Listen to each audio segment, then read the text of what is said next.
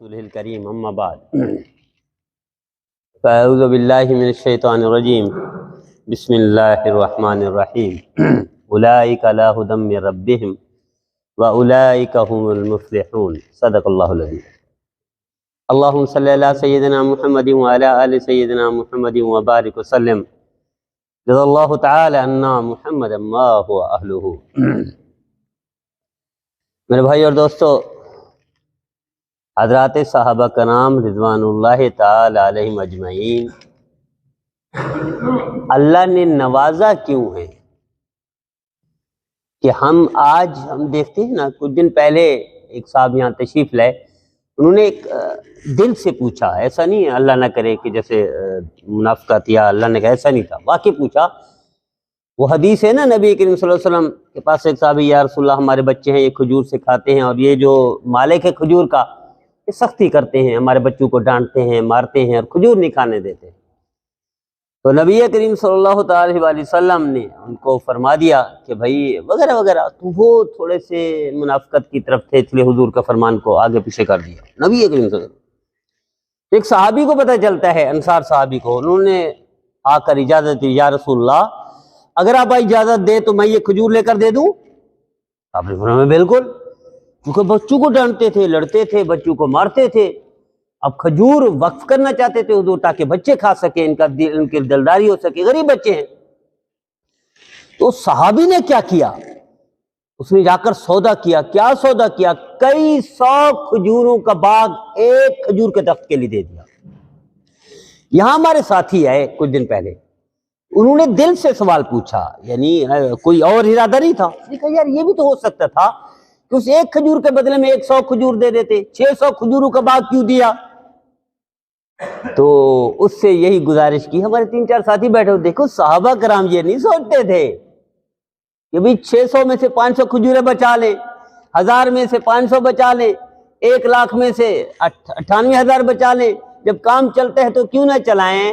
تو یہ صحابہ نہیں سوچتے تھے۔ صحابہ یہ سوچتے تھے حضور کی خوشی کیا ہے، نبی کریم صلی اللہ علیہ وسلم کو خوشی کہاں ملے گی، وہ جان تک لٹا دیتے تھے۔ تو وہی کھجور کا باغ تو کوئی حیثیت نہیں رکھتا۔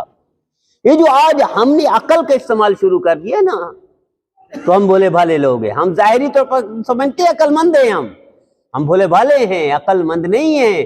عقل مند وہی ہے جو آخرت کے مقابلے میں دنیا کا سودا ہی نہیں کرتا، دنیا کو کوئی حیثیت ہی نہیں دیتا۔ اور یہی صحابہ کرام کی خصوصیت تھی، یہی کوالٹی تھی۔ اس لیے اللہ نے فرمایا اولئک علی ھدی من ربہم واولئک ھم المفلحون۔ ہمارا دماغ، ہماری عقل کیا کہتی ہے؟ ایک کھجور کے بدلے میں 10 کھجور دے دیں، ایک کھجور کے بدلے میں 100 دے دیں، 200 دے دیں، 600 کھجوروں کا باغ ایک کے بدلے میں کیوں دیا؟ یہ صحابہ نہیں سوچتے تھے، تبھی سرٹیفکیٹ دیا اللہ نے، تبھی تمغہ ملا، وہ کلًا وعد اللہ الحسنى، سارے جنتی ہیں، رضی اللہ عنہم ورضوان، سارے جنتی ہیں۔ اس لیے حضرت انس رضی اللہ تعالیٰ، دیکھیے اللہ نے پھر نوازا بھی ایسا ہے، وہ عقل سے کام نہیں لیتے تھے، وہ تابعداری جانتے تھے، فرما برداری جانتے تھے، نبی کریم صلی اللہ علیہ وسلم پر قربان ہونا جانتے تھے۔ اور پھر اللہ نے نوازا کیا ہے؟ حضرت انس رضی اللہ تعالیٰ عنہ، یہ آج بھی معجزے پیش آ سکتے ہیں، یہ کرامتیں آج بھی ہو سکتی ہیں اگر ہم صحیح معنی میں تابعدار بن جائیں، صحیح معنی میں تابعدار بن جائیں۔ حضرت حاجی صاحب، حاجی عبدالوہاب صاحب رحمۃ اللہ علیہ، حج پر جانا چاہتے تھے، کچھ بھی نہیں ہے پاس، کچھ بھی نہیں ہے، یہ 60-70 کی بات ہے، یہاں تک پہنچ گئے۔ چونکہ حضرت یوسف علیہ السلام کو جب ان کا دروازہ بند کیا گیا اور ان کو دعوت دی گئی برائی کی، تو وہ دوڑے، دروازہ تو بند تھا لیکن جتنا استطاعت تھی اتنا دوڑے، وہ دوڑے، دروازے تک پہنچے، دروازہ کھل گیا، پھر دوڑے، دوسرا دروازہ کھل گیا۔ صرف وہی بیٹھے رہتے کہ اللہ بچا دے گا، ایسا نہیں ہے۔ اللہ کی سنت ہے، اللہ کی سنت وہی ہے جو حضرت یوسف علیہ السلام نے، نبی نے کیا۔ اللہ کی سنت وہی ہے جو نبی کریم صلی اللہ علیہ وسلم نے کیا، کہ کفار کے مظالم سے بچنا ہے تو مدینہ منورہ جانا پڑے گا، مکہ مکرمہ چھوڑنا پڑے گا۔ لیکن نبی کریم صلی اللہ علیہ وسلم کو مکہ مکرمہ چھوڑنا اچھا نہیں تھا، روتے ہوئے تشریف لے گئے، آپ حسرت لے کر تشریف لے گئے، کہ آخری حسرت کیا تھی کہ مجھے بیت اللہ کے اندر جانے دو، نہیں دینے دیا تھا۔ وہی خاندان ہے جس کو نبی کریم صلی اللہ علیہ وسلم چابی اسی خاندان کو دی ہے، اور آپ نے فرمایا تھا ایک دور ایسا آئے گا یہ چابی میرے ہاتھ میں ہوگی، تم یہاں کھڑے ہوگے جہاں میں ہوں، جہاں تم ہو وہاں میں ہوں گا، اور ایسا ہی ہوا، وہ شبی خاندان، اور آج تک وہی، قیامت تک وہی رہ گئے۔ تو حضرت انس رضی اللہ تعالیٰ عنہ فرماتے ہیں کہ ایک اماں آ گئی، بچہ دیا، یا رسول اللہ اس کو آپ تربیت فرما دیں۔ حضور نے فرمایا ٹھیک ہے، اصحاب صفہ کے پاس چھوڑ دیجئے، اصحاب صفہ کے ساتھ ہے وہ بچہ۔ اب ہوا کیا، کچھ دن ہوئے یا کچھ مہینے گزرے، کچھ عرصہ گزرا، اللہ کو پیارا ہو گیا۔ صحابہ نے اطلاع دیا، رسول اللہ وہ بچہ فوت ہو گیا۔ اپنے فرمایا ماں کو اطلاع دو، دیے نہیں، اپنے شاہ سے ماں کو اطلاع دو۔ ماں نے کیا کیا، یا اللہ میرے خاندان میٹھے والے تو مجھے تانا دیں گے، میں کہاں جاؤں گی؟ وہ کہیں گے دیکھو ہمارے خدا سے نعوذ باللہ تم گئی، وہ تم نے محمد صلی اللہ علیہ وسلم کو نبی مانا، اس لیے ہمارے خدا نے تیرے بچے کو مار دیا۔ یا اللہ میں یہ منہ کیسے دکھاؤں گی، میرے بچے کو زندہ ہونا چاہیے۔ حضرت انس رضی اللہ تعالیٰ راوی ہے اس روایت کے، اسی مردہ بچہ زندہ ہوا اور ہمارے ساتھ کھانا کھایا۔ تو یہ عقل سے کام لینے والی باتیں نہیں ہیں، یہ صرف تابعداری سے حاصل ہوتی ہیں، اسے فرما برداری سے حاصل ہوتی ہیں۔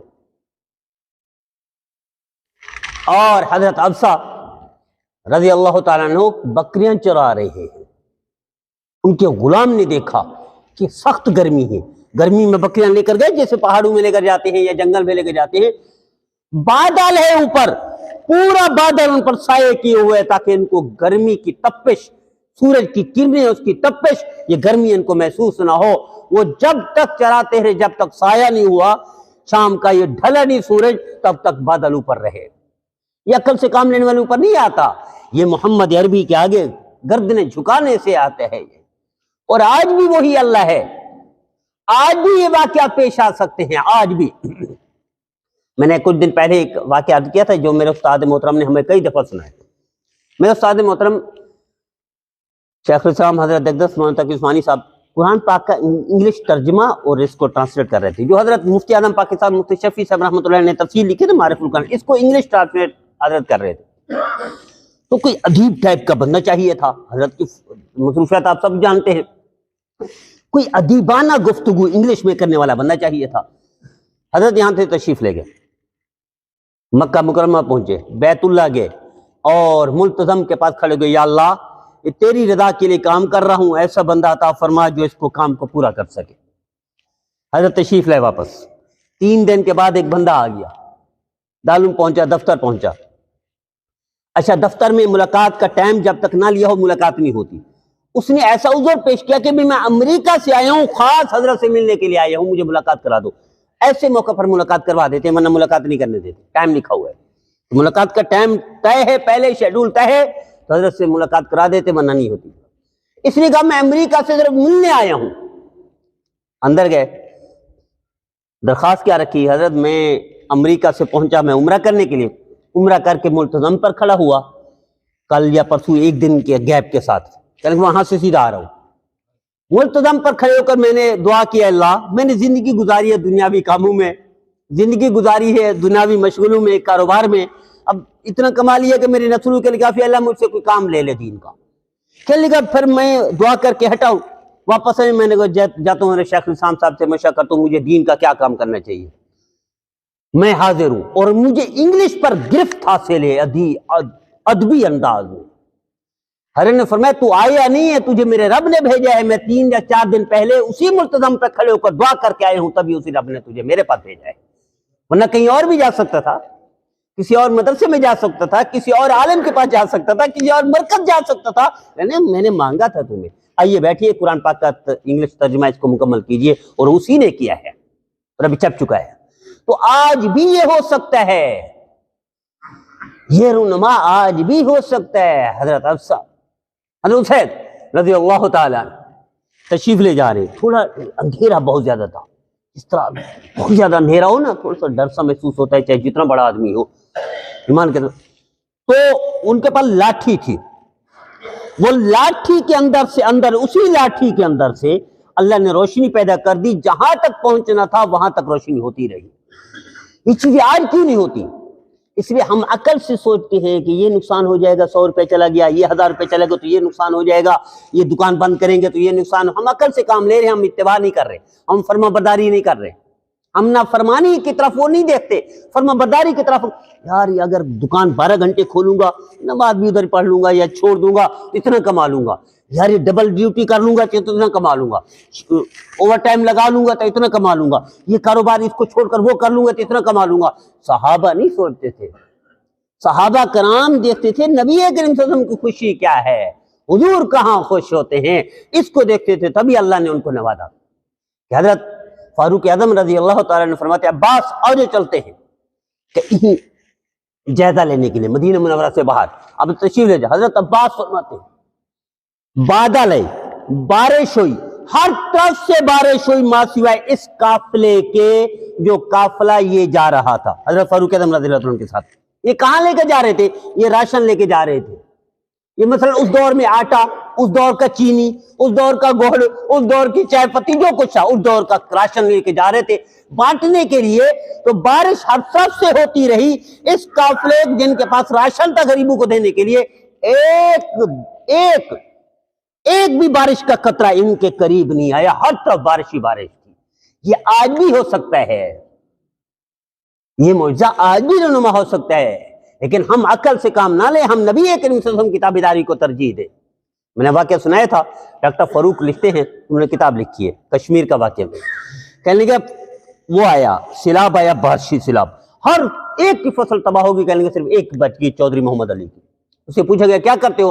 کہنے میں نے نبی کریم صلی اللہ علیہ وسلم کی سنت سے سیکھا ہے کہ اگر فصل یا آمدنی ہو تو اس کے 3 حصے کرو. میں ہر سال اپنی ساری فصل کے 3 حصے کرتا ہوں، غریبوں کو دیتا ہوں، رشتہ داروں کو دیتا ہوں، اور اپنے لیے بیوی بچوں کے لیے رکھتا ہوں. کہنے لگا ہاں تیری یہ ہر طرف تباہی اور تیری تباہی جو نہیں ہوئی، جو اللہ نے بچا دیا، یہ نبی کریم صلی اللہ علیہ وسلم کی ایک سنت کی برکت سے تمہیں یہ ملا ہے. تو یہ عقل سے کام جو ہم لیتے ہیں نا کہ یہ فائدہ ہو جائے گا، یہ فائدہ ہو جائے گا، ادھر مسجد میں زیادہ بیٹھیں گے تو یہ نقصان ہو جائے گا، چلا لگا لیں گے تو یہ نقصان ہو جائے گا، یا اجتماع میں چلے جائیں گے تو یہ نقصان ہو جائے گا، رحمت چلے گا تو یہ نقصان ہو جائے گا، بچے کو دارالعلوم کراچی داخل کروا لیں گے یہ نقصان ہو جائے گا، یا ادھر، یہ سارے ہم عقل سے کام لے رہے ہیں. صحابہ کیا سمجھتے؟ نبی کریم صلی اللہ علیہ وسلم کی خوشی کیا ہے، حضور کہاں خوش ہوں گے، اللہ کیا چاہتا ہے، اللہ کی خوشی کیا ہے، اللہ کی رضا کیسے ہو، تو تب ہی یہ معجزے رونما ہوتے تھے. حضرت ابن عمر کو کسی نے کہا حضرت شیر آ گیا ہے اب مدینہ منورہ کے اندر، لوگ ڈرے ہوئے، نہ ادھر سے ادھر جا سکتے نہ ادھر سے ادھر جا سکتے. فرمایا مجھے لے چلو. لے گئے. شیر کو کان سے پکڑ کر کہا انسان کے بچے بن کے نکلو یہاں سے، آبادی کو چھوڑ دو یہاں. واقعی شیر چلا گیا. حضرت سفینہ رضی اللہ عنہ حضور نے بھیجا، اکیلے بھیجا، جماعت پہلے چلی گئی تھی. اب یہ تھک گئے، وہی کھڑے کو فرد گیا اللہ کوئی سواری بھیج دے. شیر آ گیا دم ہلاتا ہوا، شیر اس کو تھپڑ رسید کے اس کے اوپر بیٹھ گئے، چیختا چلاتا چنگھاڑتا چھوڑ کر آئے جہاں قافلہ پہنچ چکا تھا. واپس آ کر یا رسول ایسے تھے شیر تھا لیکن چنگھاڑتا جا رہا تھا، چیختا جا رہا تھا. حضور کو بذریعہ وہی پہلے بتا دیا گیا تھا جبرائیل نے، یا رسول اللہ آپ اس سے پوچھیں حضرت سفینہ سے آپ نے اس کے کان میں کیا کہا تھا؟ حضور نے فرمایا سفینہ تم نے اس کے شیر کے کان میں کیا کہا تھا؟ یا رسول اللہ میں نے اس کے کان میں کہا تھا میں محمد عربی کا غلام ہوں، میں اکیلا ہوں، تھک چکا ہوں، مجھے وہاں چھوڑ کر آؤ. تو کہنے کہ جب آپ یہ کہا نا شیر کو، تو شیر جو چنگھاڑ رہا تھا، دھاڑتا ہوا جا رہا تھا، وہ یہی کہتا ہوا جا رہا تھا اپنی زبان میں اگر تم محمد کے غلام ہو تو میں محمد کے غلاموں کا بھی غلام ہوں، میں تمہیں چھوڑ کر آتا ہوں. یہ معجزے آج بھی رونما ہو سکتے ہیں. کس کے لیے ہے؟ صرف اور صرف جو عقل سے کام نہ لے، نبی کی تابعداری کو ترجیح دے، نبی کی فرما برداری کو ترجیح دے. ہم تو سنت کے معاملے میں بھی فرائض سے بھی غافل ہو گئے. سنت تو بڑی بات ہے، ہم تو فرائض سے بھی غافل ہو گئے. اللہ ایسے ہی چمکاتا ہے، اللہ ایسے ہی چمکاتا ہے، پھر اللہ ایسے ہی چمکاتا ہے. میں نے محتاج صاحب میری ہدایت کا ذریعہ وہ بن گئے، اللہ ان کی نسلوں کو نوازے. میں نے ایک دفعہ ان سے پوچھا، اب تو رابطہ ہی ختم ہو گیا، اللہ نے میری ہدایت کا ذریعہ ان کو بنایا.